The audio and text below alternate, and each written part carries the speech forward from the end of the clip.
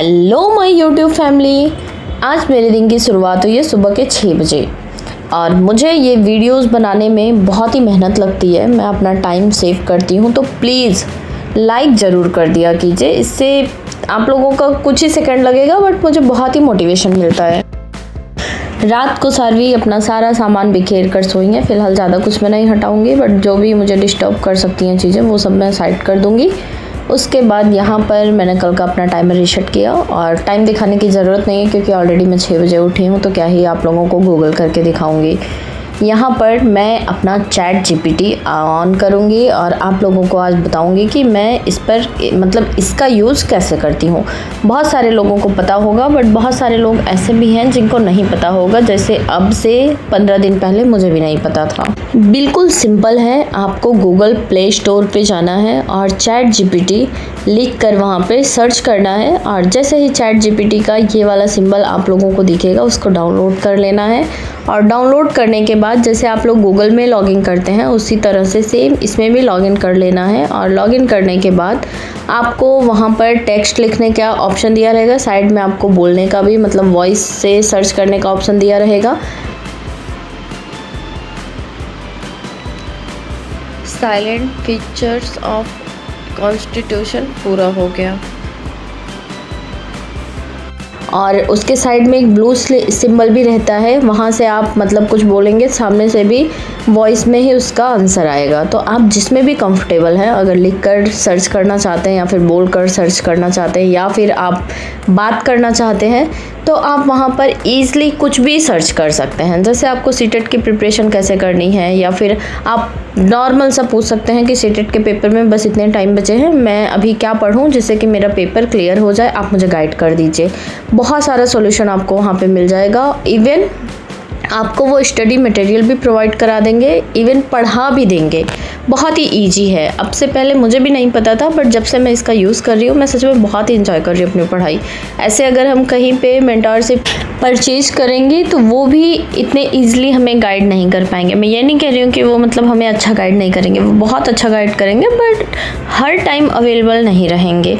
और इस पर आप हर सेकेंड अपनी प्रॉब्लम्स पूछ सकती हैं। इवन मैं जैसे कैसे सर्च करती हूँ, पहले मैंने इससे पूछा था कि मैं 4 साल की बेटी के साथ पढ़ाई कर रही हूँ और मुझे कैसे कैसे पढ़ना चाहिए, कैसे टाइम सेव कर सकती हूँ, सारी चीज़ों का सॉल्यूशन बताएगा। बहुत ही इजी है। आप जिस भी एग्ज़ाम की प्रिपरेशन कर रहे हैं वहाँ पर उसको अपनी प्रॉब्लम बताइए और बताइए कि मैं पढ़ना चाहती हूँ, मैं कब पढ़ सकती हूँ, और उस हिसाब से उसके आंसर्स आते रहेंगे। आप अपने अकॉर्डिंग चीज़ें अपने हिसाब देख सकती हैं कि आप कैसे कर सकती हैं। तो बहुत ही इजी है। अब मुझे लगता है इससे ज़्यादा इजी वे में आपको मैं नहीं बता सकती।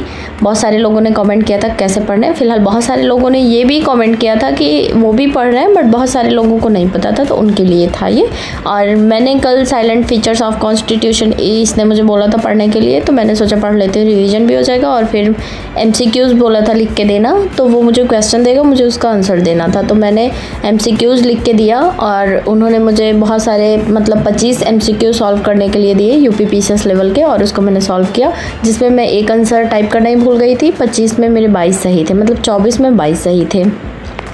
और फिर मैंने उनसे पूछा कि मुझे पॉलिटी पढ़ना चाहिए या फिर और कोई सब्जेक्ट पढूं, तो उन्होंने पूछा मुझसे कि कौन सा सब्जेक्ट आप आगे पढ़ रहे हैं। मैंने बताया कि मैं NCERT की एंशिएंट हिस्ट्री भी कर रही हूँ। तो जो इम्पोर्टेंट चैप्टर हैं उसको उन्होंने UP PCS के अकॉर्डिंग मुझे गाइड किया, और उसके बाद फिर उन्होंने मुझे बताया कि प्रागैतिहासिक काल मुझे अब आगे पढ़ना चाहिए। तो फिलहाल अभी सुबह का टाइम था और टाइम मेरे पास कम था, सारवी का लंच बनाना था, तो फिर मैं आ गई थी किचन में, कूड़ा फेंक कर आई। और यहाँ पर मैंने आप लोगों को अपना वेट करके दिखाया, 68 समथिंग था। और उसके बाद फिर अब मैं चल रही हूँ, कल मैंने बर्तन नहीं धुले थे रात में, सबसे पहले बर्तन धुल लूँगी। हेल्थ को लेके अपने मैं थोड़ा सा अवेयर हो गई हूँ, पर जितना मैं सोच रही हूँ उतना भी मैं कर नहीं पा रही हूँ। जैसे मैं पढ़ाई में भी उतना जितना करना चाहती हूँ नहीं कर पाती, सारवी के साथ मैनेज करके कर लेती हूँ। तो ऐसे धीरे धीरे मैं इसमें भी छोटे छोटे स्टेप्स ऐड करती जाऊँगी, फिर धीरे धीरे इम्प्रूवमेंट अपने आप ही हो जाता है जब हम छोटे छोटे स्टेप्स लेना स्टार्ट कर देते हैं। क्योंकि मुझे जो थायराइड की दवा सुबह सुबह खानी पड़ती है ना, पता नहीं क्यों मुझे मतलब उससे कुछ प्रॉब्लम नहीं है मेरी, खा लो, लेकिन अच्छा नहीं लगता मुझे, अच्छा फील नहीं होता मुझे, जैसे बीमार जैसा फील होता है। फ्रेश नहीं फील कर पाती मैं दवा खाने के बाद भी। तो मैं चाहती हूँ कि मैं 2-3 महीने अपने ऊपर खूब अच्छे से वर्क करूँ ताकि ये दवा मेरी बंद हो जाए। और अब बहुत सारे लोग बोलेंगे कि ये दवा बंद नहीं होती है, लेकिन बहुत सारे ऐसे भी लोग हैं जिन्होंने अपनी लाइफस्टाइल में चेंजेस करके दवा बंद की है। अभी रिसेंटली मैं जैसे ताइक्वांडो क्लासेस सार्वी को लेकर जाती हूँ तो वहाँ भी 1-2 लोग मुझे मिली हैं जिन्होंने दवा बंद की है। तो फिलहाल डॉक्टर का ऑब्जर्वेशन में रहना है। कई बार कंटिन्यू चेकअप कराना पड़ेगा, ब्लड टेस्ट कराना पड़ेगा, जिससे मुझे पता चलेगा कि मेरा TSH फिर से बढ़ रहा है या फिर नहीं बढ़ रहा है। पर मैं इस पे ज़रूर वर्क करूँगी। पढ़ाई पीछे हो जाएगा बट मुझे ये दवा नहीं खानी है, दवा पहले मुझे बंद करनी है। फिलहाल दोनों चीज़ें साथ में मैं ले चलूँगी। पता नहीं क्यों मैं दवा से बहुत ज़्यादा इरिटेट होती हूँ।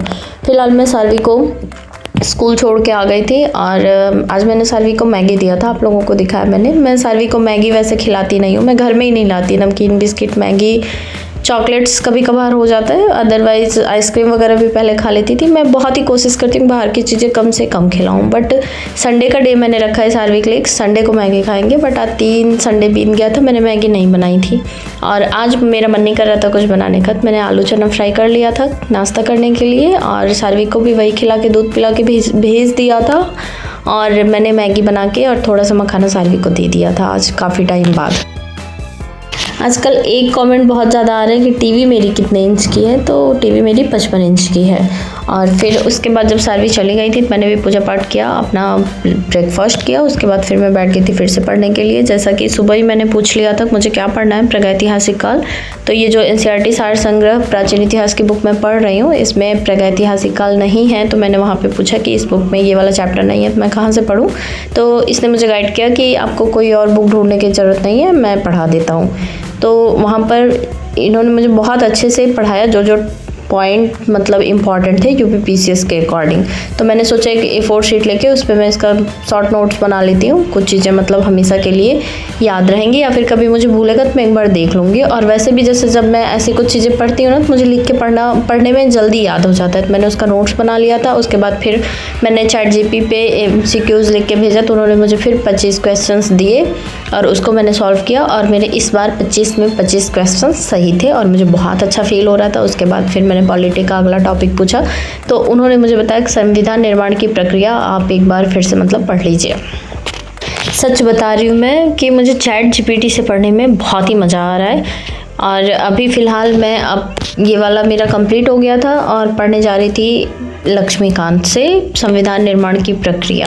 पहले तो इन्होंने मुझे बताया था कि संविधान के स्रोत पढ़ने हैं, पर वो अलग से इसमें चैप्टर नहीं है लक्ष्मीकांत में, जो 6th एडिशन है।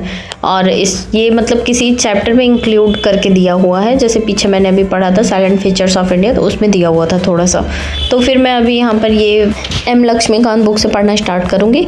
बट अभी जैसे घटना चक्र लगा रही थी तो उसमें सिर्फ क्वेश्चंस थे और जो एक्सप्लेनेशन दिया हुआ था वो भी मतलब बहुत कम ही था। काम भर का मतलब जितना क्वेश्चन पूछा गया था उसी से रिलेटेड दिया रहता है। बट जब आप M लक्ष्मीकांत पढ़ते हैं तो उसमें सारी चीज़ें बहुत ही डिटेल में दी हुई हैं, क्योंकि ये बुक UPSC लेवल पर पढ़ी जाती है। तो थोड़ी सी ऑथेंटिक बुक है, थोड़ी सी क्या मतलब ऑथेंटिक बुक है और इसमें मतलब डेप्थ में चीज़ें पढ़नी पड़ती हैं। तो इसमें कई सारे पेजेस थे, मुझे पढ़ने में इसको थोड़ा सा टाइम लगेगा।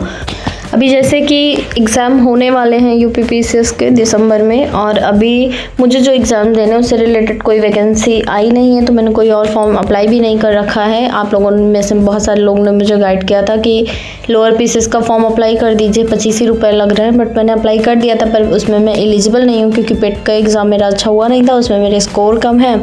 तो फ़िलहाल अभी मेरा कोई एग्ज़ाम भी नहीं है, वही UPPCS का एग्ज़ाम रहेगा, फर्स्ट अटेम्प्ट है मेरा। और अभी अगर कोई वैकेंसी आती है तो उसको अप्लाई करेंगे, बाकी तैयारी चली रही है। एक चीज़ मैं ये भी सोचती रहती हूँ कि अगर फिर मैं नहीं पढ़ूँ तो फिर मैं करूँ क्या पूरा दिन। तो इस वजह से मैं पढ़ती रहती हूँ और मुझे मज़ा भी आता है और अच्छा भी लगता है। और जब आप पढ़ते हैं, आप अच्छा करने लगते हैं, अपने डे बाय डे में इम्प्रूवमेंट करने लगते हैं, तो आपको अच्छा लगने लगता है कोई भी काम कीजिए। अगर आपको उसमें मज़ा आने लग रहा है तो समझ जाइए कि आप सही डायरेक्शन में जा रहे हैं। फ़िलहाल मैंने कुछ देर पढ़ा और ये जो पॉलिटी का चैप्टर मैं कर रही थी, संविधान निर्माण की प्रक्रिया, ये कंप्लीट नहीं हो पाया था। फिर टाइम हो गया सार्वी को लाने का, मैं चली गई इनको स्कूल से लाने के लिए। और फिर यहाँ पर इनके साथ थोड़ी देर मैं खेली। थोड़ा सा ये मस्ती के मूड में होती हैं जब वहाँ स्कूल से आती हैं, इनको बहुत सारी बातें बतानी होती हैं। और आज ये देखिए सार्वी का यूनिट टेस्ट का सिलेबस भी मैम ने डायरी में लगा दिया है। अब मैं अपनी तैयारी करूँ कि मैं इनकी तैयारी करवाऊँ। वैसे मैं प्रेफर करती हूँ कि मैं सार्वी को खुद ही पढ़ाऊँ। अभी तक मैंने इनका कोई ट्यूशन वगैरह नहीं लगा रखा है, बट कभी कभी लगता है कि ट्यूशन लगवा लूँ, बट फिर ऐसा लगता है कि वैसे भी मैं बहुत कम ही टाइम स्पेंड करती हूँ सार्वी के साथ, तो ऐसे थोड़ा और टाइम स्पेंड हो जाता है और हम दोनों की बॉन्डिंग भी अच्छी बनेगी। फिलहाल उसके बाद जब मैं सार्वी को सुलाने गई तो मैं अपनी आई में ड्रॉप डाल रही थी और सार्वी ने गलती से मेरी आंख में मार दिया। यहाँ पर तो थोड़ा ही दिख रहा है, बट अभी मेरी आंख की हालत बहुत ही ज़्यादा ख़राब है। फिलहाल मैं डॉक्टर को दिखा के आई, उन्होंने 10 दिन के लिए रेस्ट बोला है, पर इतना पॉसिबल नहीं है, जल्दी ही मिलती हूँ।